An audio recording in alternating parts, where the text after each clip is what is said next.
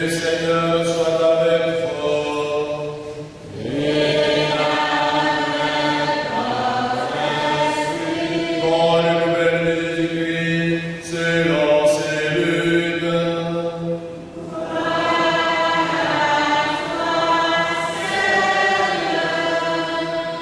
En ce temps-là, comme Jésus était en train de parler, une femme leva la voix au milieu de la foule pour lui dire: heureuse la mère qui t'a porté en elle et dont les seins t'ont nourri. Alors Jésus lui déclara: heureux plutôt ceux qui écoutent la parole de Dieu et qui la gardent. Acclamons la parole de Dieu.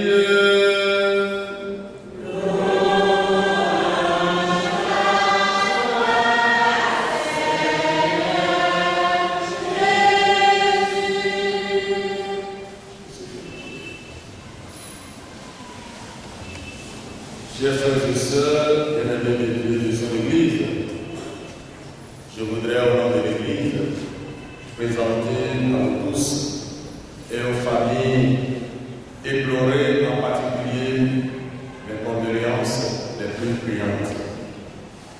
Pourquoi on se réunit à l'Église autour de la dépouille mortelle d'un frère ou d'une sœur? Il serait bon qu'à pareille occasion, nous rappelions les fondamentaux de notre foi. L'Église, en tant que mère et éducatrice, a toujours de consolation pour ses enfants, a toujours le souci de leur salut. Et un enfant ou un fils qui reste fidèle aux enseignements de l'Église, l'Église, en tant que mère, a le devoir de l'honorer. Et c'est ce que nous faisons aux funérailles à l'Église. Et vous le savez mieux que moi, on parle de messe comme présent, on parle d'absence. Messe comme présent pour quelqu'un qui communiait au corps et au sang de Christ. Donc il était dans la communion avec le Christ. À sa mort, il faut qu'on demeure dans cette communion avec lui. Alors qu'il est baptisé et qui a rempli cette communion en vertu de son baptême, et parce qu'il est configuré au Christ par son baptême, l'Église demande que sa dépouille aussi vienne à l'Église et qu'il soit honoré à cause de son baptême. Mes chers frères et sœurs, nous ne sommes pas devenus chrétiens pour la forme. Nous avons compris, mieux nous avons accepté. On nous a proposé la foi et nous l'avons accepté, on nous l'a imposé. Et nous devons la poser dans tout notre vécu. Et c'est ce que Dieu nous demande. C'est ce que l'Église nous demande. Et c'est ce que nous devons faire et vivre. Si nous avons été attentifs dans la première lecture, et depuis quelques jours d'ailleurs, c'est Paul nous instruit sur la foi. Et il fait la différence entre la loi et la foi. Il nous dit que jadis, Dieu a préparé nos parents par la loi. Et tout ce qui a été dit dans la loi, c'est pour nous préparer à accueillir la foi en Jésus-Christ. Avant que vienne la foi en Jésus-Christ, nous étions des prisonniers enfermés sous la domination de la loi. Enfermés sous la domination de la loi. Il y a beaucoup de lois. Vous savez, chez les Hébreux, les commandements, il y en a 613. Et bon hébreu, bon juif, doit les connaître par cœur. L'homme continue de légiférer toujours. Dans toute nation, il a des lois. Est-ce que cette loi, c'est vraiment pour le salut de l'homme? Est-ce que cette loi œuvre pour le salut de l'homme, pour le bien de l'homme? Preuve, les lois varient suivant les pays. Et j'ose même dire suivant les personnes. Il y a des lois taillées sur mesure pour des circonstances. Mais ce que Dieu a préparé pour nous, c'est mieux nous préparer pour pouvoir accueillir son Fils, qui est notre Rédempteur. Et si nous nous retrouvons autour de la dépouille mortelle de celui-là qui a pris le nom de l'archange Michel, nous devons interpeller notre conscience. Nous devons interpeller notre existence et aller dans la profondeur de notre foi. on me parle de la foi. Quelle est ma position par rapport aux lois votées par l'homme? Et quelle est ma position par la foi que Jésus-Christ est venu nous enseigner? En fait, c'est la personne de la loi jusqu'au temps où cette foi devait être révélée. Ainsi, la loi, comme elle dit, nous a menés au Jésus-Christ. Pour que nous obtenions de la foi la justification. Est-ce que les lois que nous avons dans notre tradition, les lois que nous avons dans nos nations, dans nos pays, les lois que nous avons dans l'Église, est-ce que ces lois constituent vraiment des guides pour nous amener à la foi? Ce qui ne contribue pas au bonheur, au salut de l'homme ne peut pas être accueilli. Si c'est moi le dis, c'est parce qu'il a fait l'expérience de ce que la loi a fait de l'homme, qu'il a forcé dans cet esclavage. Et nous devons tout faire pour quitter cet esclavage. Dieu nous a créé libre. Je le dis, je le certifie, Dieu nous a pas créé sous la domination de l'esclavage. Dieu nous a pas créé dans la misère.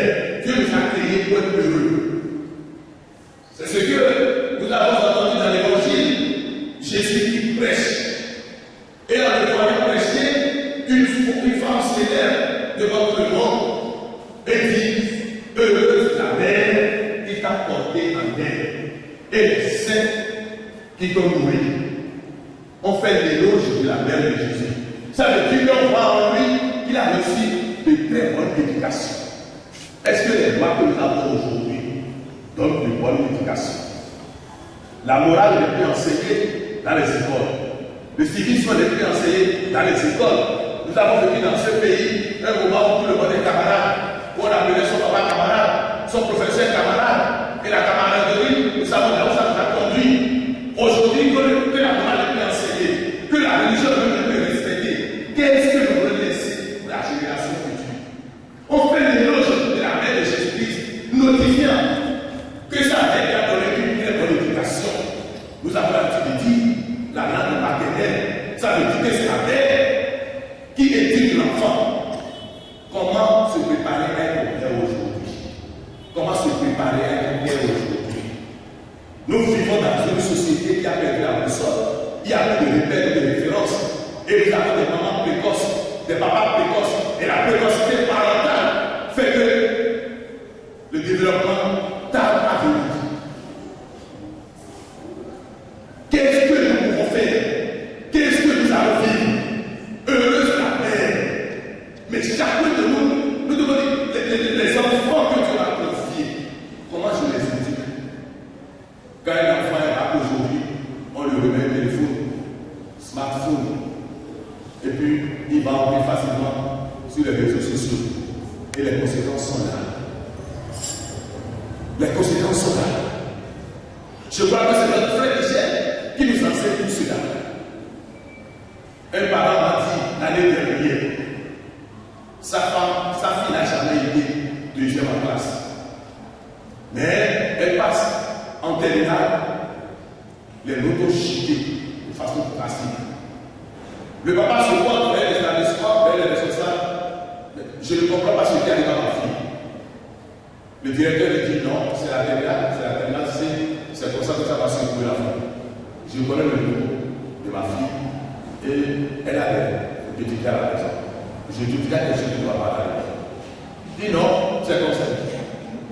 Le papa non, il dit à sa maman, surveille ta fille. Bon, ils sont là, priant, demandant ce que le papa. Un jour, la maman appela sa fille. La fille ne répond pas. Alors la maman monte dans sa chambre. La maman la voit sur son lit avec des écouteurs sans fil. Écouteurs sans fil, qu'est-ce qu'il y a dans les oreilles? Je suis en train d'écouter la musique. La maman qui n'était jamais comme moi en ce domaine n'a pas eu l'esprit de lui dire tu écoutes la musique, mais où est la base? Elle a su jouer le jeu avec la maman. Elle a enlevé les écouteurs. La maman descend, fait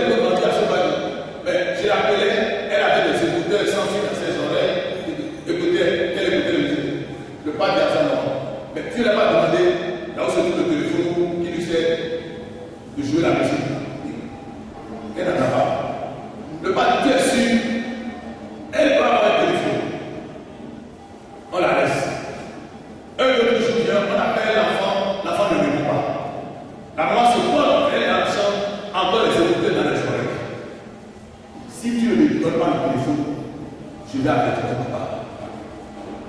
La fille sort le téléphone. Elle sort le téléphone, c'était quel téléphone? L'ancien téléphone de sa maman. La maman a changé de téléphone. Comme vous pouvez ranger par vos effets comme moi, l'enfant qui avait le téléphone et puis les conséquences. Le papa a corrigé proprement, l'a amené à l'école et a averti les autorités. On a vu des messages,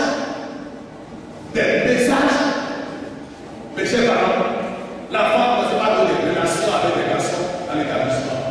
Et là, même jusqu'à 2 heures du matin, la fille écrivit des messages aux garçons et à ses amis et laissait ses leçons.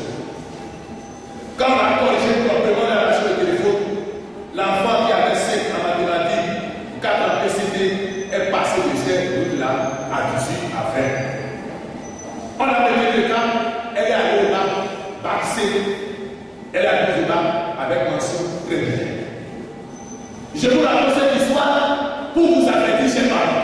Il y a une grande prise de responsabilité aujourd'hui et nous devons le savoir. Ce n'est pas parce que j'ai les moyens, j'ai tous les répétiteurs que je vais laisser les enfants, je vais les abandonner. Ou bien quand papa, maman réagit, ou dit c'est quoi? Qui va dire que le monde est derrière?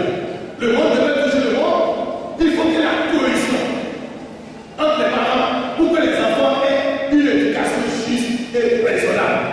N'abandonnez pas vos progénitures. N'abandonnez pas vos enfants. C'est que je vois que vous êtes cons, chers parents. Et si vous êtes des responsables d'école, soyez attentifs. On dit aujourd'hui qu'il y a plus de châtiment corporel. Eux venaient aussi à adopter ça. Nous, on nous a frappés. Nous, on nous a corrigés. Et nous sommes devenus celui que nous sommes. On nous a corrigés. Et qui ici, parmi tous qui sont ici, nous avons reçu cette correction? On n'est pas bon. On n'est pas bon. Mieux ça nous a beaucoup aidé. Aujourd'hui, tu peux me dire à un enfant, qu'est-ce que tu es en train de faire? Il va te reprendre. Et les parents, même posent, même aller à l'école, corriger les enseignants de leurs enfants devant leurs enfants. Vos enfants deviennent des personnes. Mais maintenant, vous aurez à ici, le fiancé de vous-même.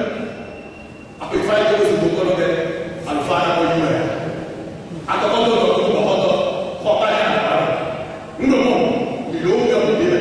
possibilité pour nous voyer pour talonner. Alors, il y a Michel Bouillon, il a mis des dans le carton. Et le gars, il s'est dit, tu vois, toi, ça. Mais quand il veut, il peut vous donner le métier. Ah, papa Michel, alors la gars, il s'est dit, il y a le métier. Mais non, tout vrai, mais des tout vrai. Mais non, il dit aussi qu'il a fait, oui, il dit, et qu'on tape, il a mis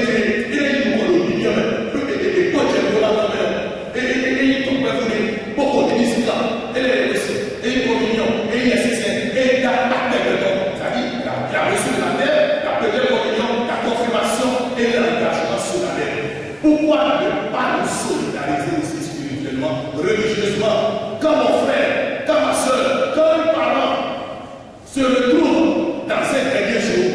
C'est en ce moment-là qu'il faut rentrer ici où est ton niveau de catholicité. Qu'est-ce que tu veux qu'on fasse pour toi? Comment on va t'aider? Connaître, chercher le Père. Nous nous abandonnons et les jours, on est nombreux. Chacun de nous, moi premièrement, nous devons cela à notre frère. Nous devons cela à notre frère. Et chacun de nous doit demander au moins une pièce pour cela. Quelqu'un qui s'est battu dans sa jeunesse pour connaître Jésus-Christ, pour l'adorer et pour lui rester fidèle en cette heure. Au soir de sa vie, n'a pas su bénéficier de ce que lui-même a reçu. Je crois que si nous sommes chrétiens catholiques dans cette église, en entendant que chacun cherche son niveau de catholicité. Nous qui sommes venus en vie et avoir abandonné nos parents dans les villages, c'est le moment d'aller vers notre visite. N'attendons pas le soir, n'attendons pas le jour de l'heure. Disait, pourquoi ne pas courir à gauche et à droite? C'est bien écrit aux versions de nos livrets. Conservez-le proprement. Emportez-le dans vos voyages. Faites-le signer chaque année par le Père de votre communion pascale et votre bénédiction. C'est l'Église qui nous enseigne. Et si nous voulons vivre mieux, Pour connaître Dieu, les amis de Dieu, nous avons le devoir de suivre les injonctions de l'Église. Sinon, nous ne pouvons pas dire que nous adorons Dieu en abandonnant son Église pour dire que nous l'aimons. Ça serait du pur mensonge. Papa Michel sait ce que j'ai dit. Papa Michel sait qui est son Dieu et Dieu même l'a béatifié en lui donnant le nom de son archange, en lui donnant le prénom aussi de la mère de son fils, que l'archange Michel accueille au portail de Dieu l'âme de notre frère Michel. Que la Vierge Marie, qui l'a tant aimé, magnifiée, que la Vierge Marie l'accueille dans ses bras et le présente à son fils Jésus-Christ. Jésus l'a dit, heureux qui écoute la parole de Dieu et qui la garde. Et pour tous qui êtes venus ici, quelle que soit votre obédience religieuse, parce que vous êtes Michel ou bien parents, et surtout ceux qui se sont partis pour que nous ayons la célébration de ce jour, Jésus a dit, heureux ceux qui écoutent la parole de Dieu et qui la gardent. Vous l'avez écouté, il vous reste maintenant de la garder. Que le Seigneur de vous aide à écouter sa parole et la garder toute votre vie. Que cette parole que vous écoutez et que vous gardez vous élève, que cette parole vous porte et que cette parole